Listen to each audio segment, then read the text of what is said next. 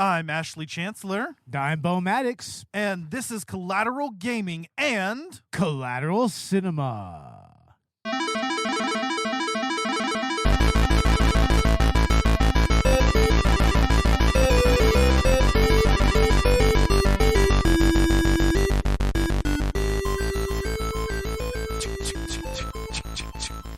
March 18th, somewhere in South Texas, Collateral Media Studios.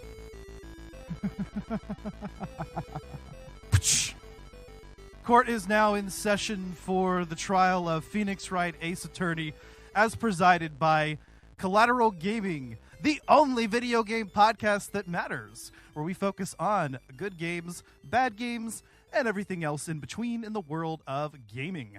We are recording straight from somewhere in South Texas, as mentioned.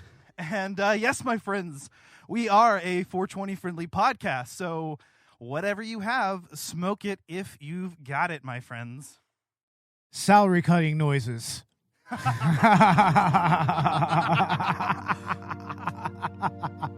That's right, gum fuck.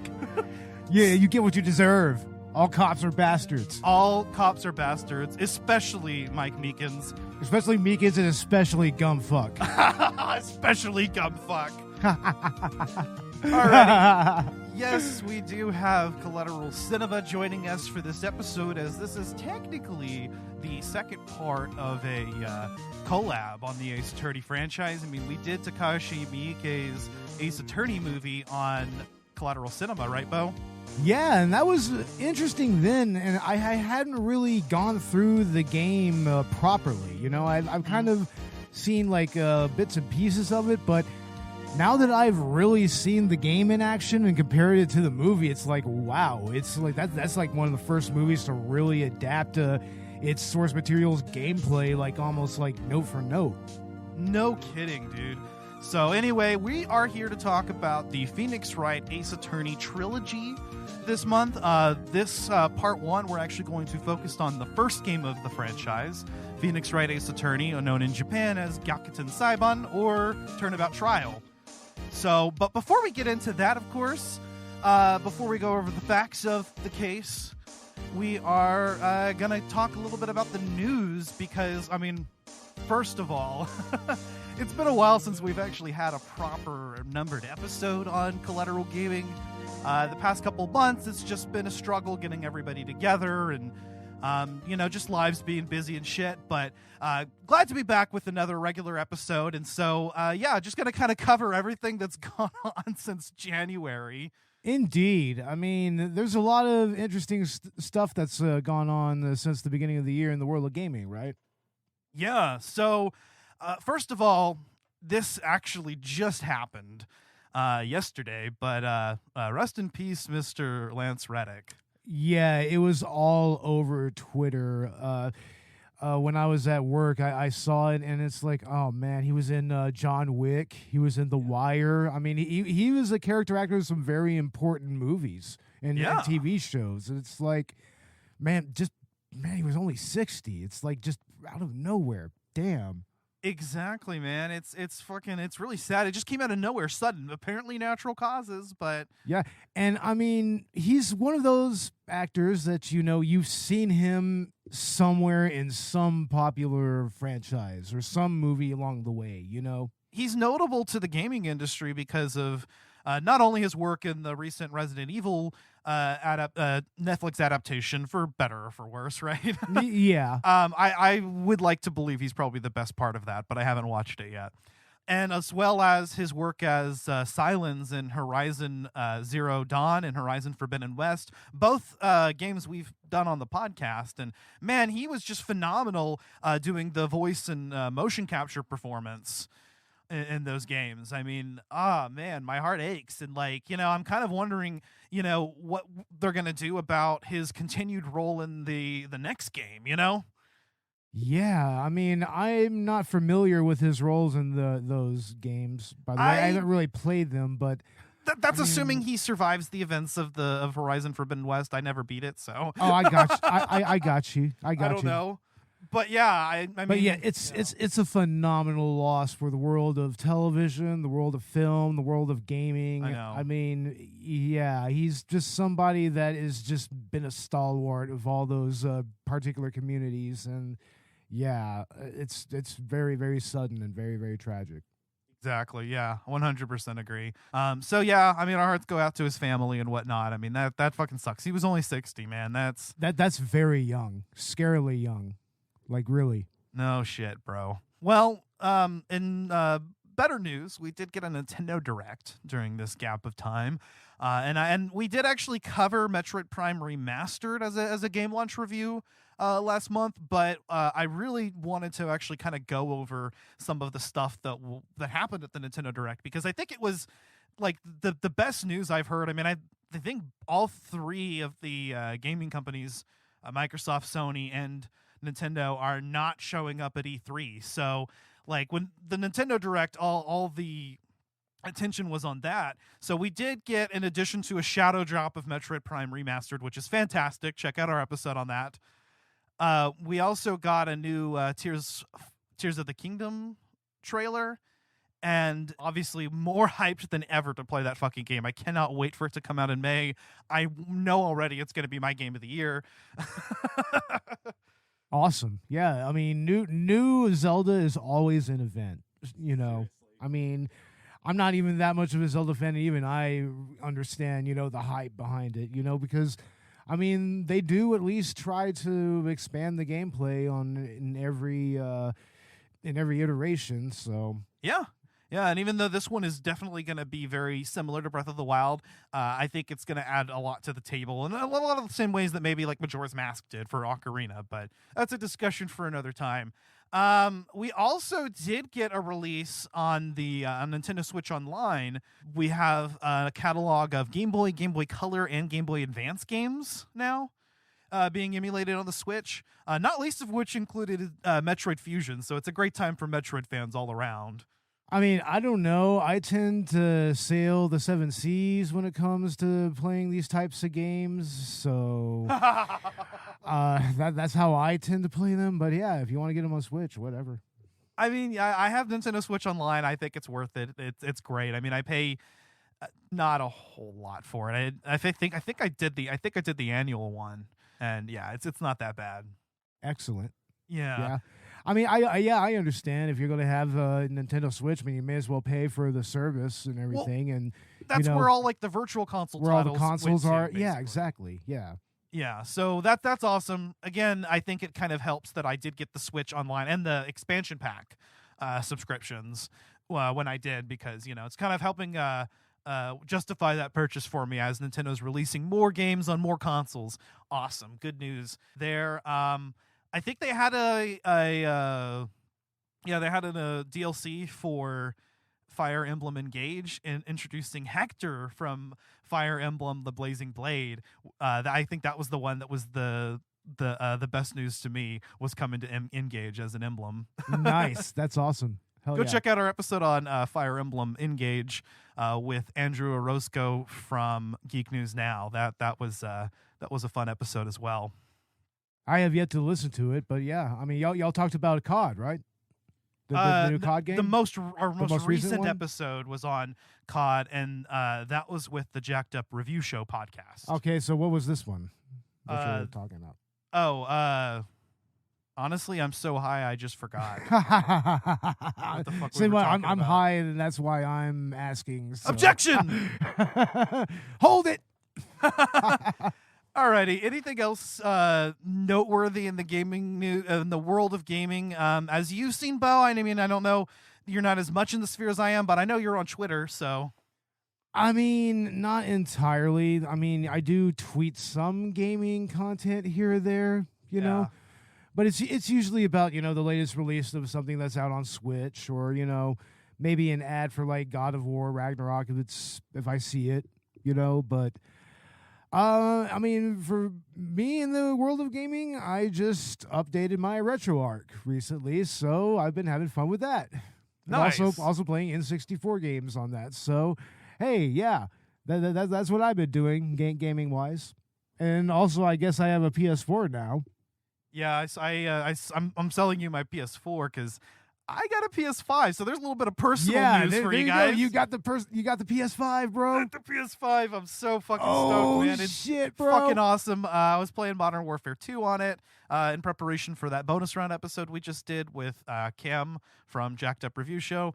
No, that was a great time. I'm loving the PS5 so far.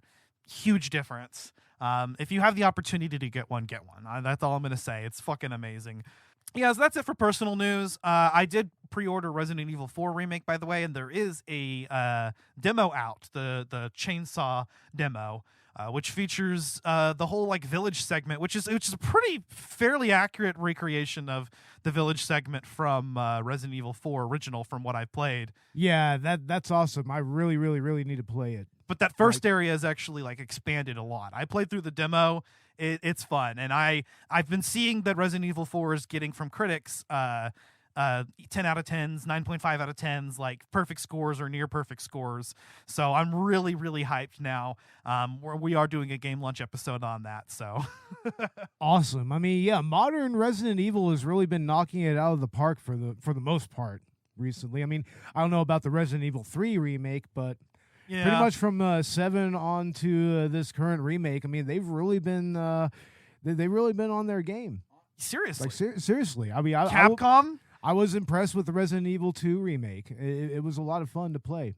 Capcom is on their game, and that does not exclude the Ace Attorney franchise, because the series is still going strong. We've been getting TV or anime adaptations, stage shows, a live action movie which we covered, and I think at some point soon we should be getting a new like mainline Ace Attorney game. Ace Attorney 7 would be great, but I mean, even then, the Great Ace Attorney Chronicles came out not that long ago, so this is another franchise that Capcom has definitely been pouring love into, even though it's not their flagship. And yeah, that's why I'm really excited to talk about the Ace Attorney trilogy, because I've been so excited to get into this series for a while now on the podcast, ever since I started playing it last year. Yeah, I know. I mean, you've played through this like several times on iOS, right? I did, and I played the bad port of the bad iOS port. Oh shit, the shitty one, huh? The shitty one, and I still fell in love with the franchise. I got addicted right away, and that started with Phoenix Wright Ace Attorney, the first game. And while we will be talking about the trilogy as a whole, specifically this episode, part 1, we're going to be focusing on that one. And yeah, let me tell you, this really hooked me in right away. Same here, man. I mean, I never really gave this series a chance because, I mean, truth be told, I've never been much of a portable gamer, you know? So, I mean, I was only like really just kind of somewhat familiar with Phoenix Wright and what it was. And I was like, oh, it's like a lawyer simulator. But I mean, actually watching a playthrough of this game and coming to understand the actual mechanics of it and everything, it's like, I mean, it was originally pitched as a detective sim. Yeah. So they just kind of put the legal aspect to it to just kind of add some tension and some also have players kind of, use your deductive reasoning skills to find the contradictions and everything. And yes. Yeah, I mean, that really, really, really just kind of brought me into this. And just, yeah, I mean, I had a lot of fun just going through all the trial segments and just picking through testimony and everything and cross-examining. I mean, that was exciting. I know. That's exactly my experience with this, bro, because this is one of those series that, like, I was gaming during the Nintendo DS era. Like, I had a DS. This series was something that I always saw, like, mentioned. It just never, really jumped out at me. And like you, I'm really into, like, the murder mystery type stuff, so I'm kind of surprised I didn't. Yeah, I mean, if this would have come out in my time when I was a little bit younger, I would have been hooked on this because, I mean, there was a game that came out on Super Nintendo that reminds me a lot of this. You had to have some geography knowledge. It was, where in the world is Carmen Sandiego? Or where on earth is Carmen Sandiego? And I mean, it had some similar like detective sequences, but it was like edutainment. It was geography based and everything. But here, I mean, it kind of has that similar feel to it. Yes. Just more story based and whatnot, and it has that visual novel presentation and everything. But yeah, if this would have came out when I was maybe a little bit younger, like, this would have been totally my jam, because I'm the type of person, like, I've read quite a bit of like the Sherlock Holmes canon. I liked Hardy Boys back in the day, Nancy Drew, and Ellery Queen and Alfred Hitchcock magazines and whatnot. Mysteries was totally my thing, and I mean, to finally see something that's an actual mystery sim like this, I mean, this is really awesome. Right? Okay, so it's kind of a visual novel adventure. I mean, that's actually what Wikipedia has it on. It's really more like a point-and-click adventure, really. That's the other thing, is that, I'm very familiar with point-and-click adventures, having grown up in the 90s, Like, I mean, that was kind of the heyday of that type of gaming. Yeah. And, I mean, yeah, this has a lot of those elements, more so that I would call this more or less a point-and-click adventure. I mean, the visual novel elements are really only with just the conversations between the characters. Everything else is very much kind of point-and-click style gameplay. Right. So Ace Attorney shifts between like investigation and courtroom segments, and we'll get into the nitty-gritty of the gameplay here in a bit, but just wanted to kind of go over some of the facts of the case here. Ace Attorney, see, I'm gonna throw in the theme here in the background. I got you. Reminder myself to do that. But it was developed and published by Capcom in 2001, originally for the Game Boy Advance. Now, that was a Japan exclusive release. So years later, in 2005, we finally got it on the DS internationally, and that was actually after the other two games in the trilogy had came out. Now, interestingly enough, the thing about the Game Boy Advance is that it never had any backlight to it, so I can only imagine playing this game on the Game Boy Advance, I mean, I bet you had to kind of maybe squint a little hard, I mean, it never had the best screen. That's what kind of pulled me away from Game Boy Advance when it came out, and yeah, and it's like playing this on that. I mean, I can't imagine. I'm kind of glad that I got to experience on an HD setup. This is true, and the version that hit the States first was the DS version. And apparently that actually, took advantage of the DS's touchscreen controls, obviously. I mean, I played both of the iOS ports that have come out, one of which is significantly better than the other. So like the touchscreen controls, I kind of understand, but the DS also had mechanics like being able to use the microphone and being able to shout objection during trial segments. That's awesome, man. Yeah. Yeah, I mean, I kind of wish we could have had that option here, because that would have been very immersive. Yeah, that would have been fucking amazing to experience. So, and all the versions of the game that I've played, and I've played on the original iOS port. I've played that was the trilogy version of the game, and then the later port that is basically the same one that was on other consoles. Like the PS4 one that we played, that port later got ported to iOS and replaced the other one, and this port is actually much better. This is the standard trilogy port, so you can actually play it on Xbox One, on PS4, you can play it on PC, and on iOS, Android, and you're gonna have a decent experience of a great experience actually of this game. And also, from what I understand, the physical media copies of these games they've actually kind of gone down in price recently because of all of the different ports and whatnot. So you could actually find this on DS for about $15. It's really not that hard to find nowadays. Yeah. And you can play that on a DS or a 3DS. So yeah, that's actually an excellent option. Yeah. Obviously, obviously you always want to play on original hardware if you can. You can also sail the open seas if you'd like.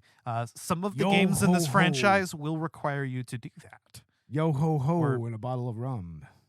Yeah. So yeah, that's unfortunate. Well, actually, one or two really. But that is an option to experience the greatness that is Phoenix Wright Ace Attorney. I think what really stuck out of this game at the time, and why I think it became such a, I don't want to say like a huge success, like something like, you know, Resident Evil, but to a much surprising success, I would say. Yeah, a surprising success given the number of spin-offs, sequels, adaptations.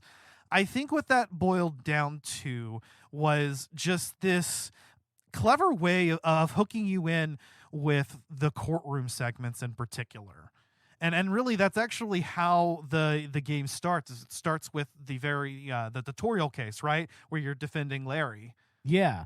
It pretty much throws you right in the defendant's lobby. You're about to go into the courtroom, and I mean, you pretty much get like a cursory overview of what the case is and everything, which is kind of it sets the standard for the rest of the game pretty well. Yeah. And yeah, you go right into a trial, and that's actually a good angle to start the game at, you know? Is just get right into the gameplay, you know, and then introduce the investigative elements just in the next segment.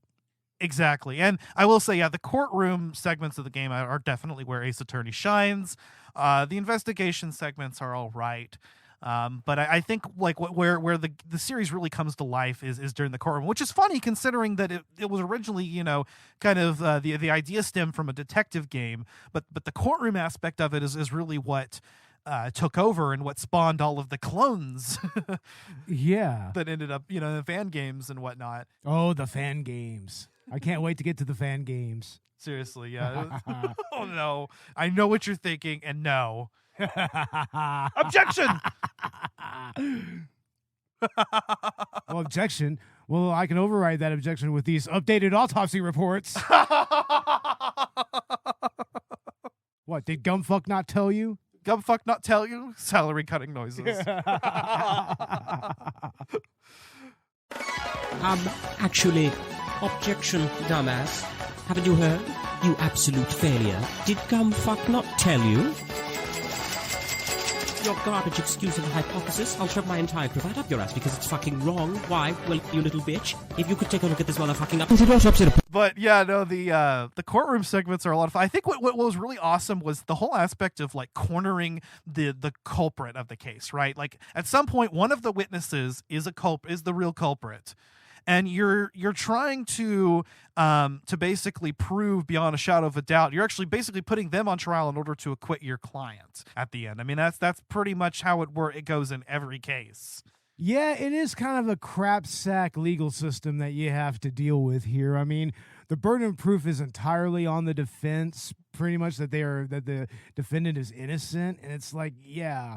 I mean, it does make for a little more of a harrowing experience with the gameplay, but damn, in real life, that would fucking suck, man. Seriously, like, there's a 3-day system, and all cases have to be resolved in 3 days, and the trial always overwhelmingly favors the prosecution for some reason. Like the prosecution by default is right, even if you're at the end of a trial.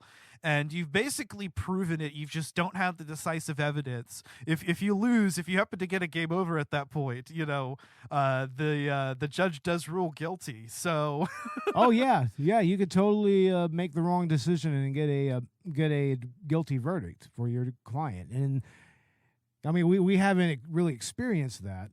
No, because one part of it is that like, I know what I'm doing. I've played through the game like twice now before we played it this third time together. Yeah.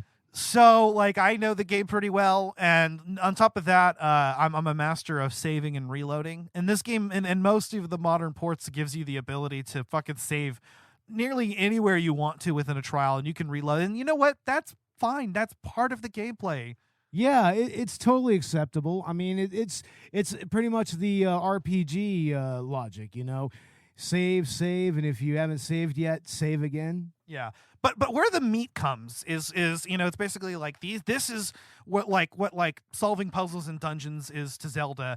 To Ace Attorney is the cross-examination What that is you listen through a testimony once through, and then at the end of that testimony, you get to listen through it again and kind of scrub through the testimony, and you have to find the part of it of the witness, the part of the witness's testimony, the statement that is a contrary to the evidence that you have in your possession, and you have to present that evidence.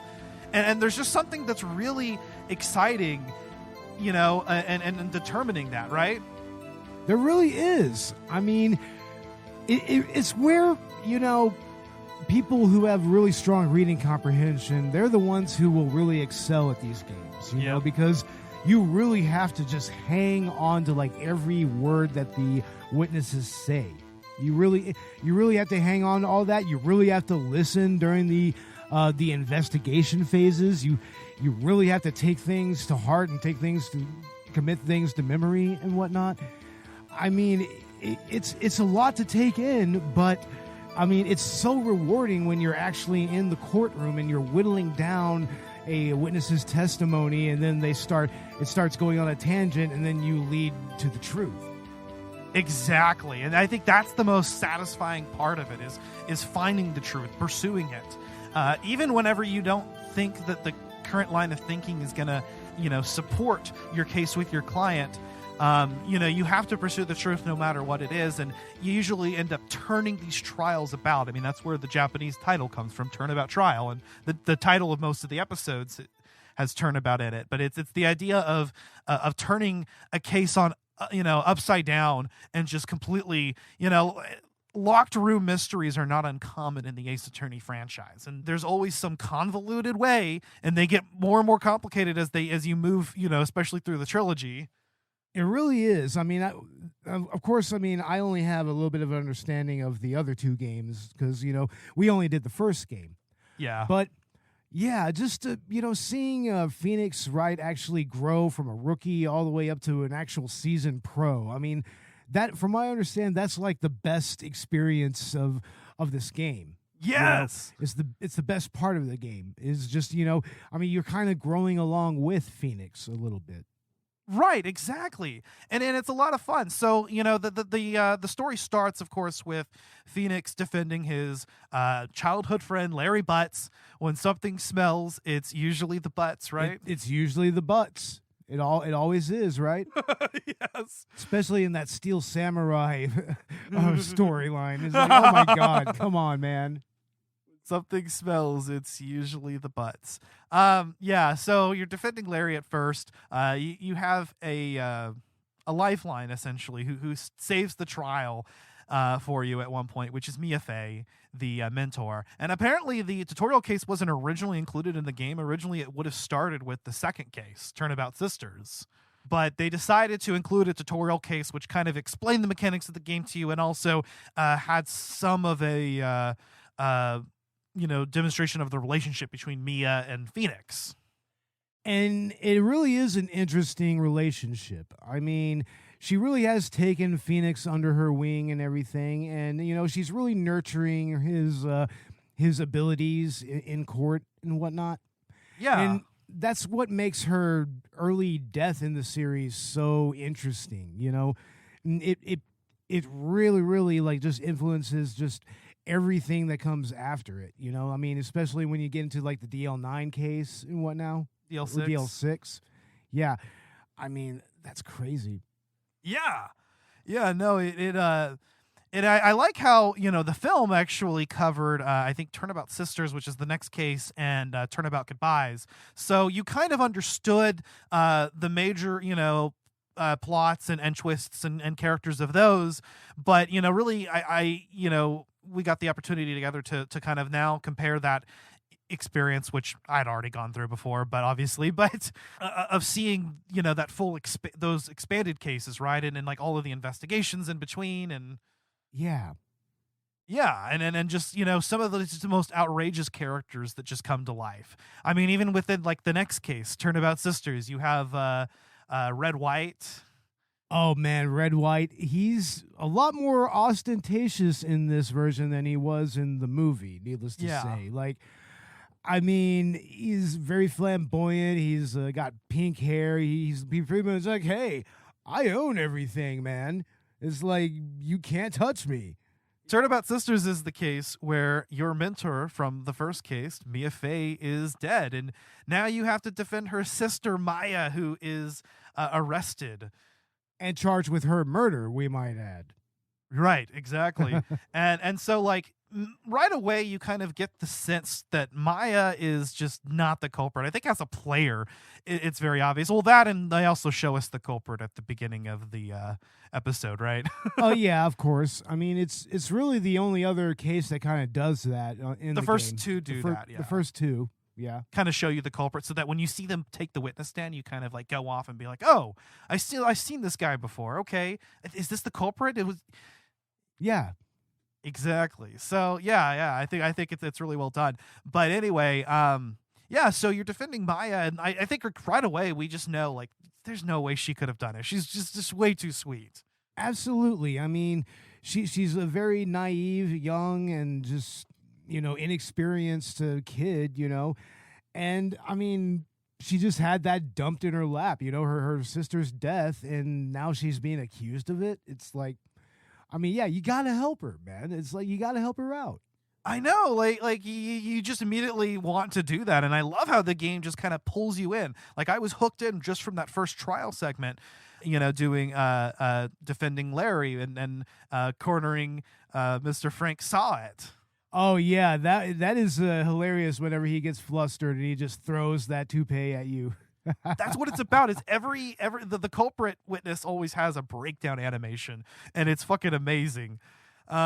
But yeah, I mean, immediately, you're kind of just hooked into the story and the characters.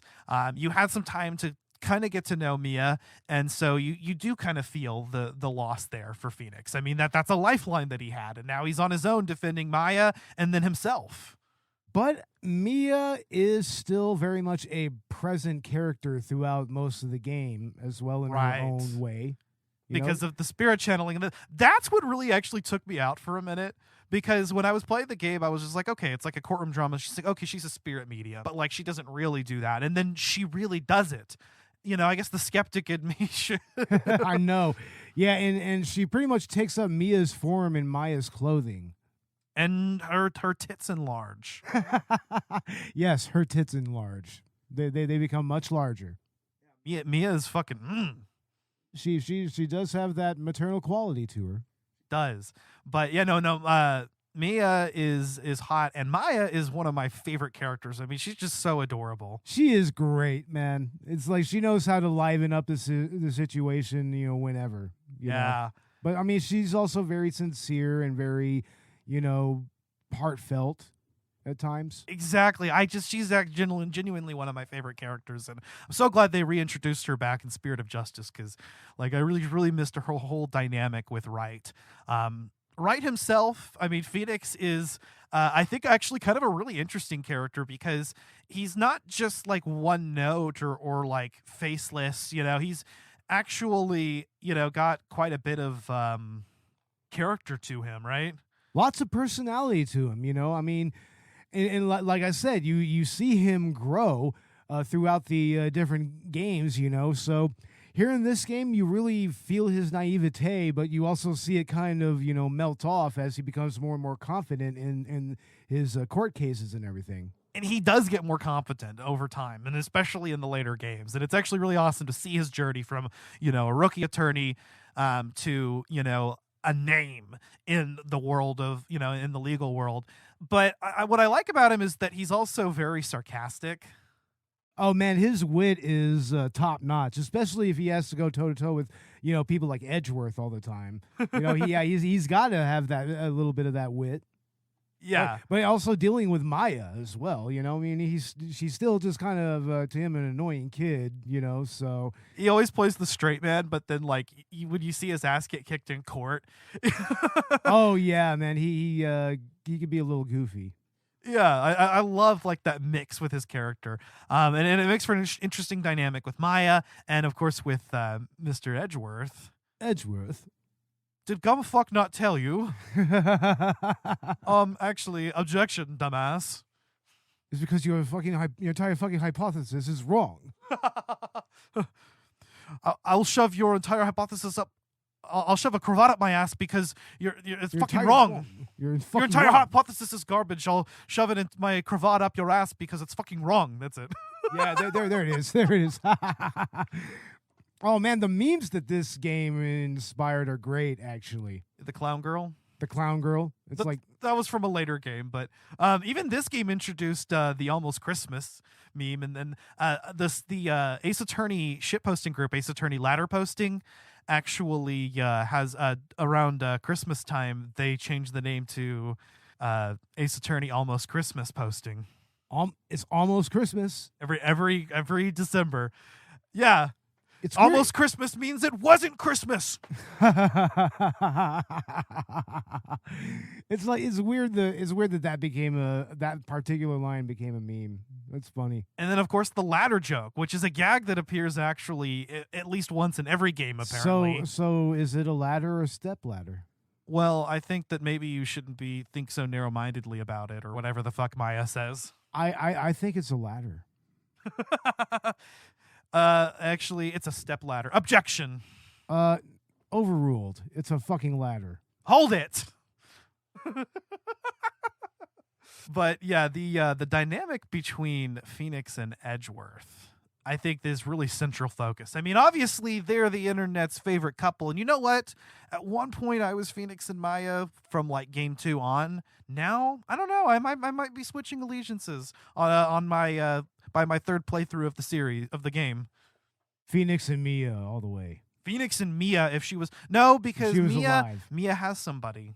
Oh, that's You'll right. find out in Trials and Tribulations. Oh, okay. I see. And you know what? Yeah, never mind. We'll get to that. We'll get to that. Oh, damn it. But yeah, no. Otherwise, though, I mean, yeah, Mia. Mia x me. Okay, Phoenix can have Mr. Edgeworth. Oh, okay. Or I'll have Phoenix and Edgeworth together, menage a trois.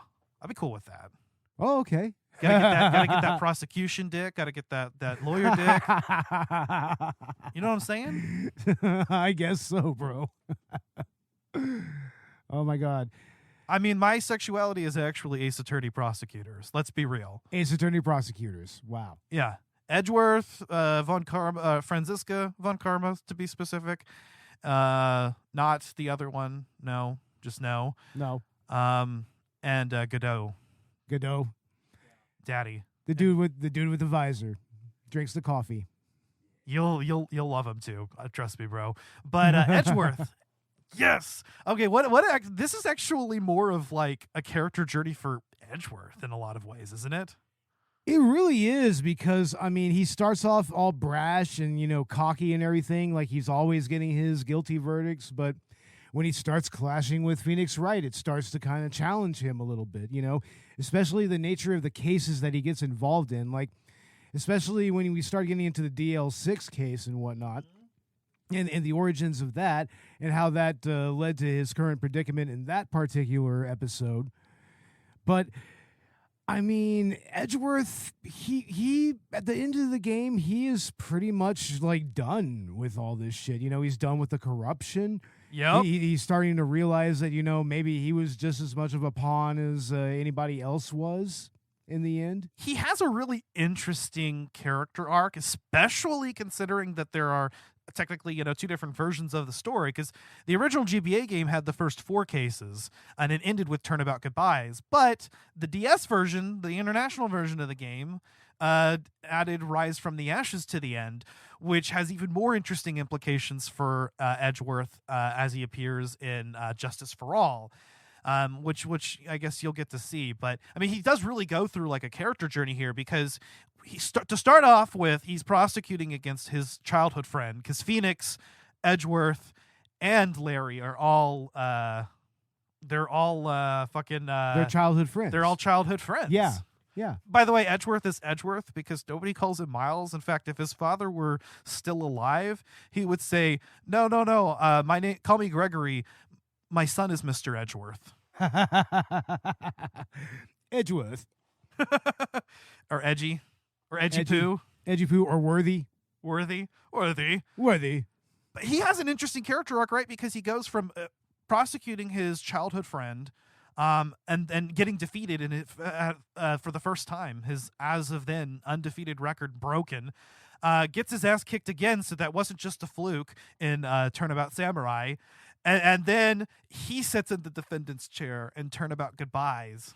Yeah, and I mean that he's so prideful in that one. I mean, he sees Phoenix Wright, he's like, "No, what are you doing here? Like what the fuck are you doing here, right? Seriously?"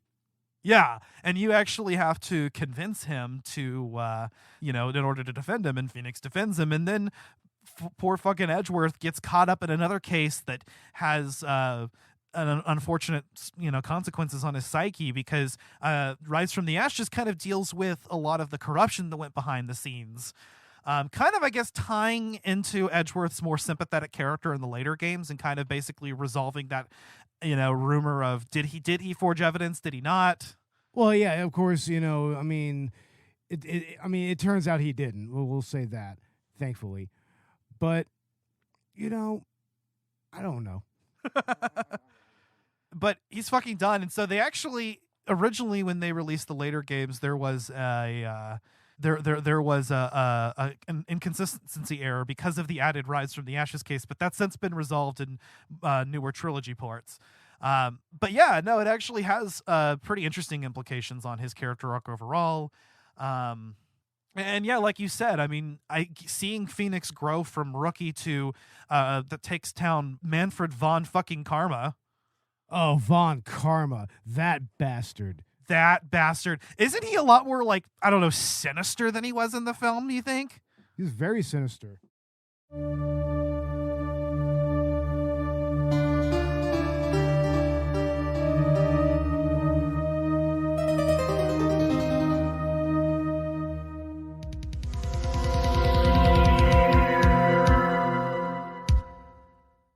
Objection!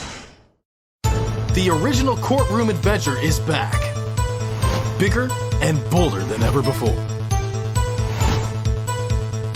Join rookie attorney Phoenix Wright as you solve intriguing and intricate cases and protect your innocent clients from false accusations.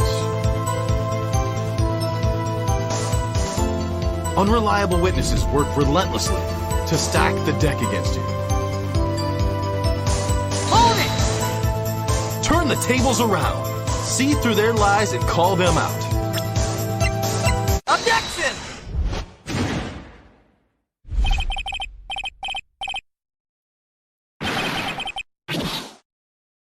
Objection! Face off against a trio of prosecutors, each of whom are cunning and fearsome in their own right.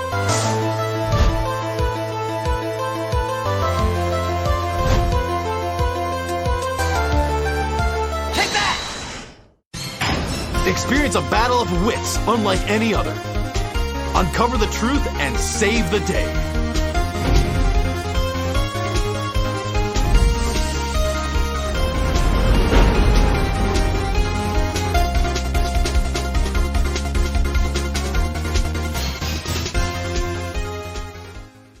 Yeah, man, Von Karma, that fucking bastard.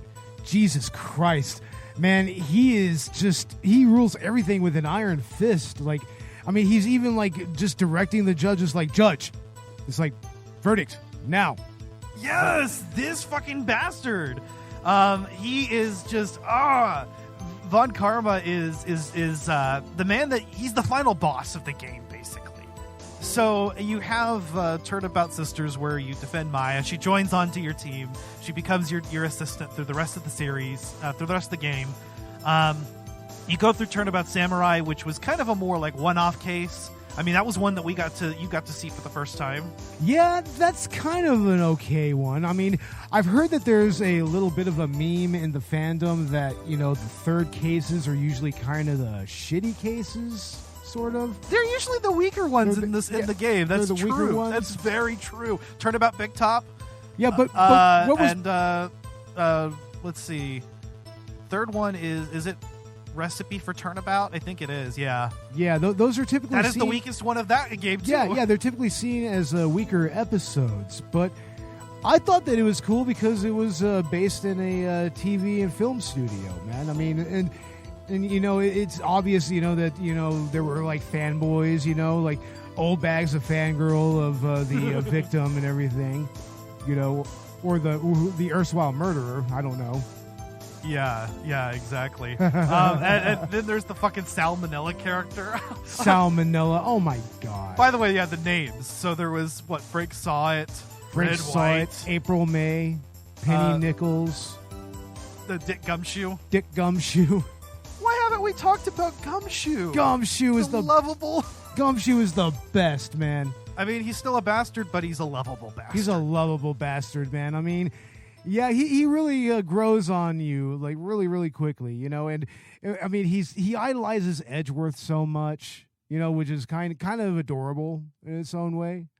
Even though he's a fuck up and he had the outdated autopsy report, right? Oh yeah, no, he totally, completely fucked it up, and that's why the salary cutting noises are getting louder and louder and louder for him. But man, yeah, no, he just tries so hard for Edgeworth. He does, man, and it really hurts him whenever it turns out that they fucked up. He's just like, damn it, man, I let everybody down. I let Edgeworth down. I know the bashful head scratch. Yeah, he's just like, damn it, man. Sorry, pal. Sorry, pal. Everybody is pal. I love it. Yeah. Oh, I love Gumshoe so much. He's also one of my favorite characters in the whole series. But yeah, no, you have the Turnabout Samurai case. He's in that one. And then we finally get to Turnabout Goodbyes. Edgeworth is in the defendant's chair, and Von Karma, the final boss. Ooh, yeah. Back around to that. I kind of wanted to lead back into that. Yeah, back to Von Karma. As far as final bosses are concerned, I mean, like I said, he's formidable. He has control of the court.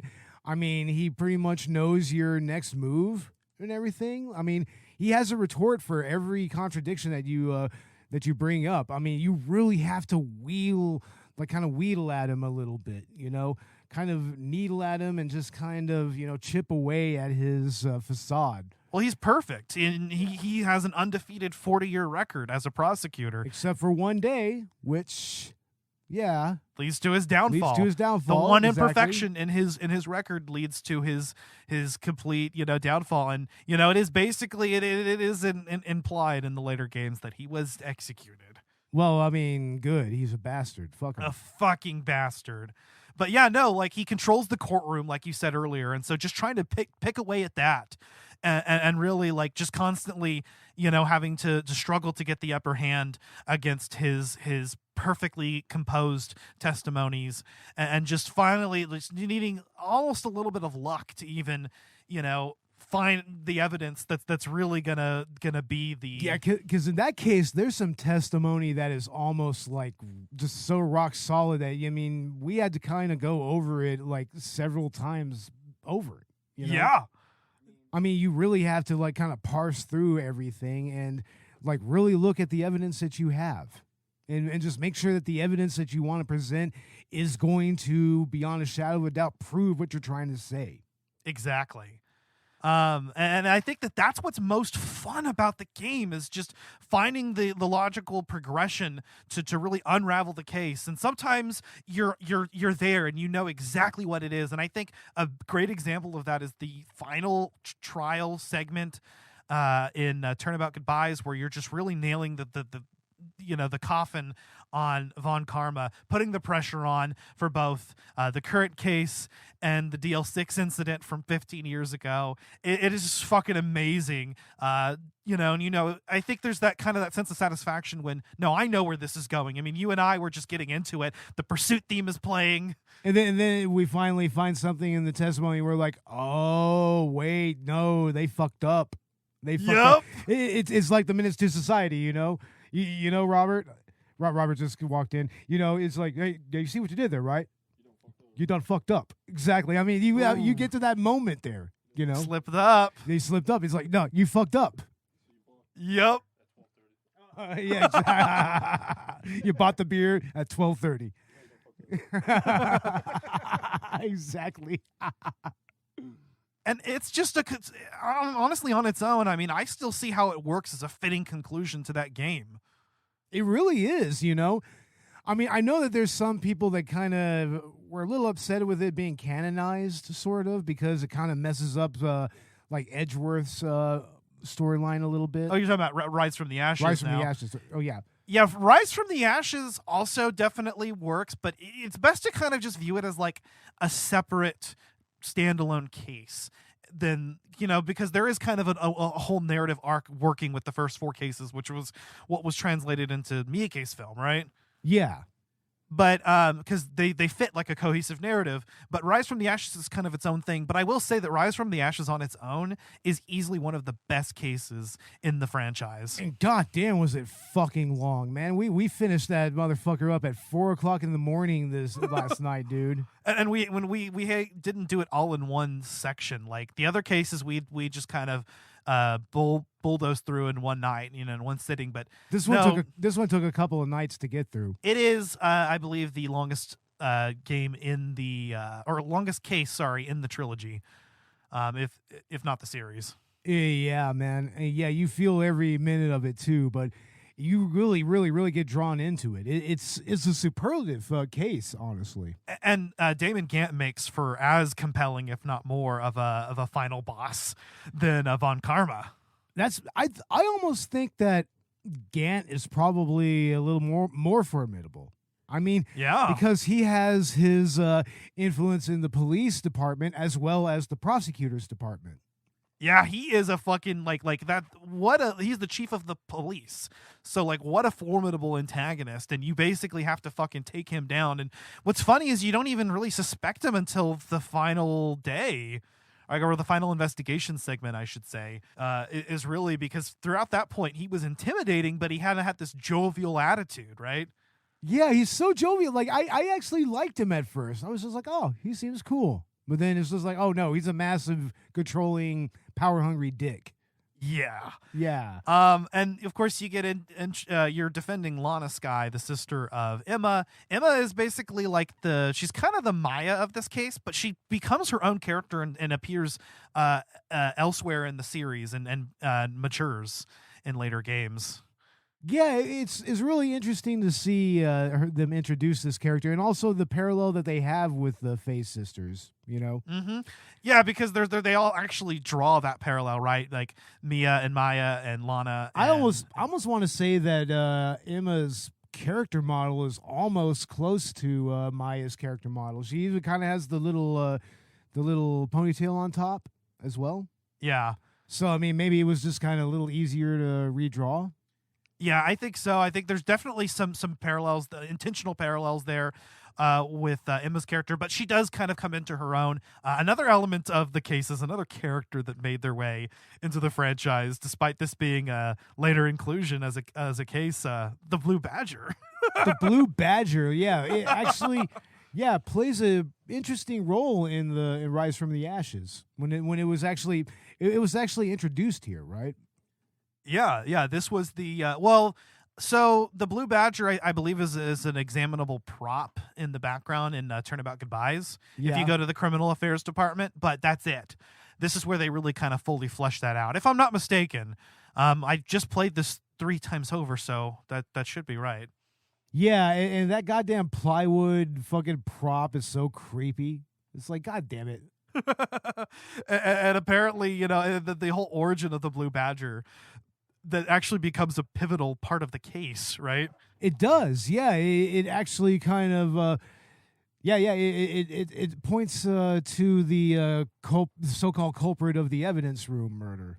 Yeah, and then you basically almost prove that it was Emma that committed the murder in SL9, which is obviously parallel to DL6. Yeah, total parallel.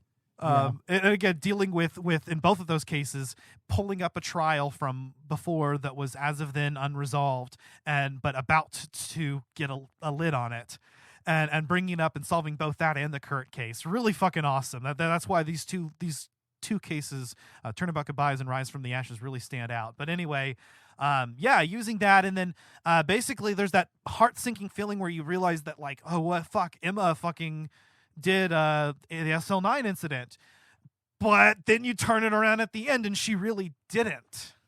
And that's something that's really incredible about Ace Attorney. Is sometimes, like, you'll really think that there's no other way, but the game will really turn it around, the logic around, and just like uncovering that bit by bit is just really, that's what the formula. Oh yeah, I mean, you will have a line of reasoning where you'll be like, yeah, I'm pretty sure that this is what this particular bit of evidence is going to prove here, but you can easily go down a different tangent. It'll change things around on you. Yeah. It is just fucking exhilarating. I just immediately fell in love with this franchise because of this game, honestly. I guess we'll sort of kind of get into our final thoughts here, starting with you, Beau. Phoenix Wright Ace Attorney, what's your verdict? Oh, the verdict is totally awesome, man. I mean, this is such an engaging and immersive point-and-click adventure game, and it really even has a little bit of a nostalgia factor, like I said, going back to the 90s when those type of games were really, really prevalent. I mean, I kind of wish that this series would have brought a lot more of that type of gameplay back, which you would think would have worked on the DS and everything, but I like the characters, man. I mean, the characters were always interesting, even in the weaker cases. Yeah. I mean, they still had, interesting people like, I mean, in the Steel Samurai case, I mean, you had you had Old Bag, you had Penny Nichols, you had Salmonella. I mean, it was really, really fun to get to know those characters, and kind of, see how they work on the stand, when you're actually cross-examining them and everything. Like the best one was Windbag. Like taking on Windbag was fucking amazing. Old Bag. Yeah. No, Windbag is just about I'd say that's about as accurate as well. She's an old windbag. Windy old bag. She's a windy old bag, yeah. I mean, old bitch. Windy old bitch. No, that was satisfying taking her on because it was just like, oh, you bitch, you need to be taken down a few pegs here. You know who was fun to take on? Jake Marshall. Oh, he was really fun, because he's just he was Matthew McConaughey. He is 100% based off of Matthew McConaughey as a cowboy. I could see McConaughey, dude. I mean, seriously, just look at his chiseled jaw and everything. It's like, and just if you just listen to his lines in McConaughey's drawl, it makes perfect sense. Oh, fucking A. It is absolutely Matthew McConaughey. But yeah, I really enjoyed getting into this series, and I'm looking forward to playing through the rest of it, through the other two games and the games beyond that. Yeah. Yeah, no, I think actually at this point we're on a trajectory where we're basically going to cover that in the Collateral Gaming itinerary overall. I mean, we are going to cover every Ace Attorney game in some form or fashion, I think, by the time this is over. Well, because I am down and I am here for it. Hell so, yes. Yeah, and let's do it. That includes nothing else. No fan games. We are not going to cover. No, we've got to talk about the fan games. We've got to talk about them. We got to talk about the furry fan game. Objection! There was a furry fan game, ladies and gentlemen, and it is amazing. It is the most awesome thing that has ever been made, and I 100% endorse it. I'm not a furry myself, but hey, furries trigger people, and that makes me happy. So objection! So yeah, play the furry game. That was objectionable. Play the furry game, and also the My Little Pony game. There's a brony version of this. Hold it! There is a brony version of this game, and it is amazing. I love it. I love that those communities made games based on this. That's so fucking hilarious. Maybe we will have to check out the furry game. The furry game. We have to do the furry game. We have to do the furry game. Yes, we have to do the furry game. I want to do the furry game. I want to do the furry game. Objection. That will be hilarious. Anyway, see everybody. He needs to play the furry game. He's getting all flustered. So Phoenix Wright Ace Attorney is definitely very high up among the other games of the franchise for me. I'm going to put that out. I mean, I think the Ace Attorney trilogy is honestly like peak Ace Attorney right there. Is the original Phoenix Wright Ace Attorney trilogy. That's why we're covering it in two parts. And it starts with Phoenix Wright Ace Attorney. It is phenomenal. Like, even as a standalone game, I highly suggest that if you're interested in the franchise, start with this game, even though we spoiled most of it for you. Absolutely. Start right from the beginning. Like, just get right into that tutorial case and just go with it. It is easily the best like launching point, and that really says a lot. It has some of the best cases in the franchise, and it is just iconic, setting up all of these characters. And it originally was, Shu Takumi actually had envisioned it as originally like a standalone project. He had basically poured everything into it and didn't think that there was anything else he could come up with. It makes sense if you really see the ending of the game. It seems like it really ties up a lot of the loose ends by the end. It does, but he manages to pull it off not once, but twice more, and then spawn an entire franchise after that. And it is, at least the trilogy manages to like just continue that level of quality, if not even higher. I mean, Trials and Tribulations is actually my favorite game in the franchise, so stick around for part 2, where we're going to get into Justice for All and Trials and Tribulations. Oh, by the way, the director, the dude that created Ace Attorney, he worked on Resident Evil 1.5. Which is something that we really need to talk about. Yeah, Shu Takumi, we actually didn't even talk about that, but he worked on not only Resident Evil 1.5, but Dino Crisis. Dino Crisis 2, right? Dino Crisis 2, exactly. That's kind of what allowed him to make the pitch for Ace Attorney, was his success working on Dino Crisis 2. I know. That is just that's insane to me. And I love that, he just kind of had this detective idea, on the back burner, and finally fleshed it out into what we got. And it's a fantastic video game of its own right, and really the best way to enter the franchise. It made me fall in love with the series, and that says a lot, because this is easily in my top 5 or top 10 video games of all time. Absolutely. I mean, I have a feeling this is going to become a favorite of mine as we go along here. I mean, the series as a whole, I guess, in my top 5, top 10 list. But yes, starting with this one, it is absolutely incredible, and I can't wait to get into the other 2 games. Beau, what is going on with Collateral Cinema? We just released our review of Spaceballs not too long ago.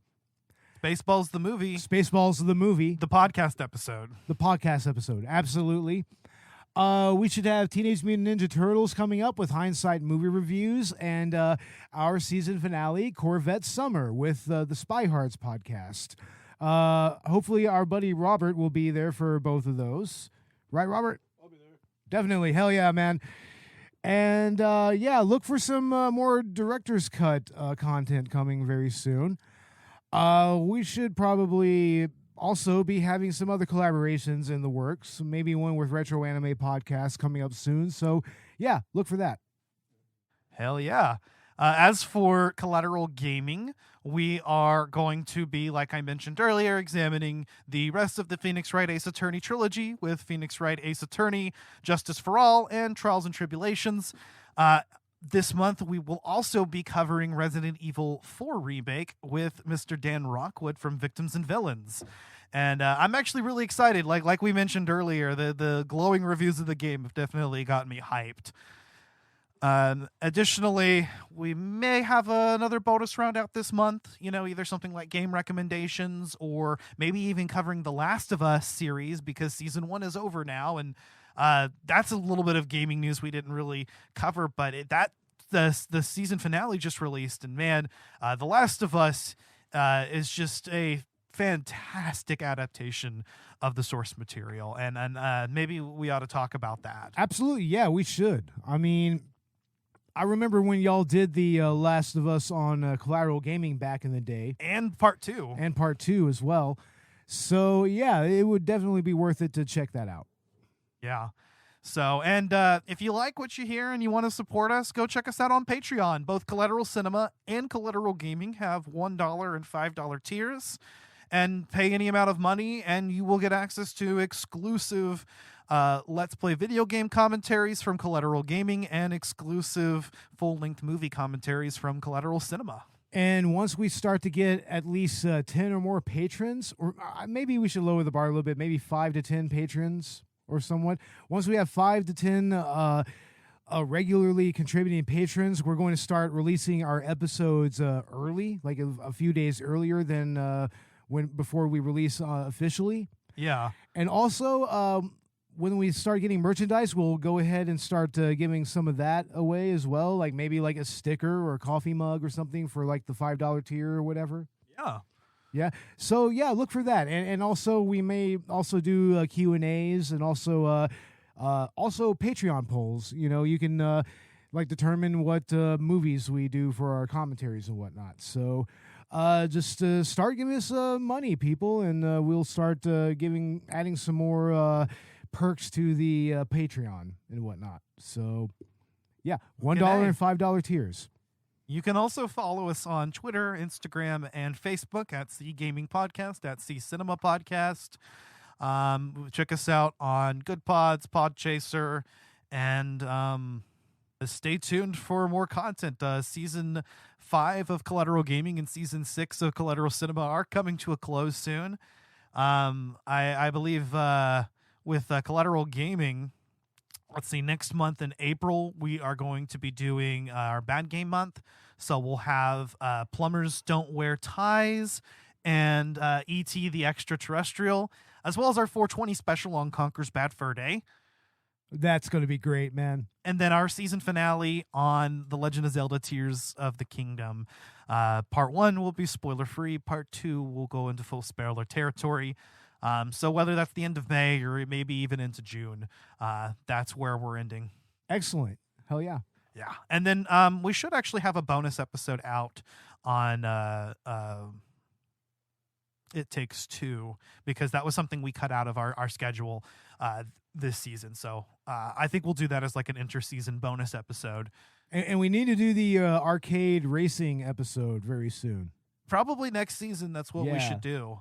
Definitely. Either a beat 'em ups or a racing next time. Well, actually, next season for our anniversary, we are revisiting the Fable franchise. So excellent. Yeah. Just a little sneak peek of what we've got planned.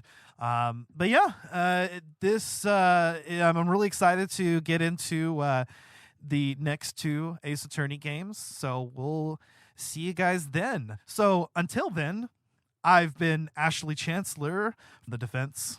And I have been Beau Maddox for the prosecution.